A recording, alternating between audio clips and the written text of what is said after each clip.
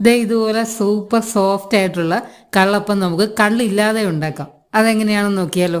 അതിന് കരിക്കും വെള്ളമോ തേങ്ങാ വെള്ളമോ ഒരു പാത്രത്തിലേക്ക് എടുത്ത് അതിലൊരു 2 സ്പൂൺ പഞ്ചസാരയും ഇട്ട് 1 ടീസ്പൂൺ ഈസ്റ്റും ചേർത്ത് നന്നായി ഇളക്കി ഒരു ദിവസം അടച്ചു വയ്ക്കുക. പിറ്റേ ദിവസം നല്ല രുചിയും മണവും ഒക്കെയുള്ള അപ്പത്തിൽ ചേർക്കാനുള്ള കള്ള് നമുക്ക് റെഡിയായി കിട്ടും. ഇനി കള്ളപ്പത്തിന്റെ മാവ് ഉണ്ടാക്കാനായിട്ട് കുതിർത്ത് വെച്ചിരിക്കുന്ന 1 കപ്പ് അരിയും 3/4 കപ്പ് തേങ്ങയും 1/4 കപ്പ് ചോറും 4-5 ചുവന്നുള്ളിയും 1/2 ടീസ്പൂൺ ജീരകവും 1/4 ടീസ്പൂൺ ഈസ്റ്റും കൂടി നന്നായിട്ട് ഈ നേരത്തെ നമ്മൾ തയ്യാറാക്കി വെച്ചിരിക്കുന്ന കള്ളൊഴിച്ച് അരച്ചെടുക്കും. മാവ് ഒരുപാട് ലൂസായി പോകരുത്.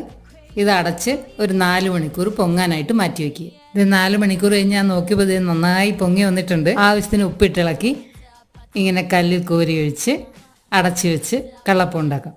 അതിന് മറിച്ചിട്ടോ മറിച്ചിടാതെയോ ഉണ്ടാക്കിയെടുക്കാം. നല്ല ചിക്കൻ സ്റ്റൂവോ ചിക്കൻ കറിയോ ഒക്കെ കൂട്ടി ഇത് എൻജോയ് ചെയ്യാം.